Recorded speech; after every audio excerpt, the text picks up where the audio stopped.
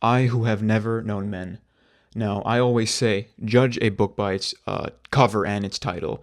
And this one really caught my attention because it reminds me a bit of my own life. I who have never known women, am I right? Let me paint a picture for you. Deep underground, 39 women live imprisoned in a cage. They have no memory of how they got there, no sense of time, and only vague recollections about their lives before. There are no windows to tell day from night, and no information about the outside world ever enters. Our unnamed protagonist is the 40th prisoner, a young girl. To her, this is all life has ever been. She has never lived outside of the cage and has no frame of reference to what a normal life should look like. She has never known men. Now, this grants her a unique perspective different from the other women who have lived under a patriarchal society, something she can't understand. Now, this book is very ambiguous, and that is by design. There's mystery surrounding everything because it's talking about the tragedy that is to be curious and conscious in a world that offers no answers. One of my favorite moments is when her curiosity leads her to reconstruct the concept of time.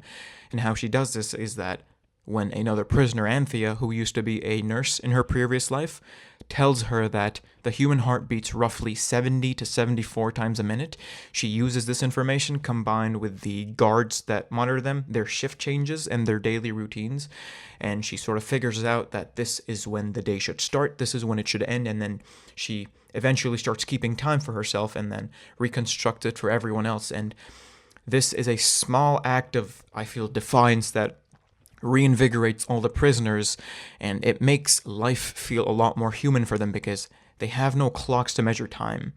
Another one of the things that she does is she incessantly keeps staring at one of the younger guards for the sole intention of making him uncomfortable, and suddenly, one day, everything changes. When alarms go off, the guards disappear, and it may have been her act of defiance, her second act of defiance now, that may have saved them from certain death.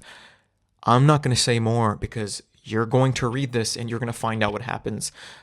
What I will leave you with, though, is one last message. What if you spent your entire life searching for answers that never come? What if you kept searching anyways? And what if there was no answer to anything? If this was indeed true, can you still find meaning in the search?